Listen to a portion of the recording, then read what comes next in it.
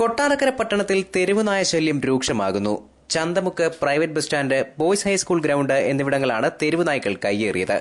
പ്രദേശത്തെ വീടുകളിലെ വളർത്തുമൃഗങ്ങളെയും പുലർച്ചെയുള്ള കാൽനടയാത്രക്കാരെയും നായ്ക്കൾ കൂട്ടമായി ആക്രമിക്കുകയാണ്.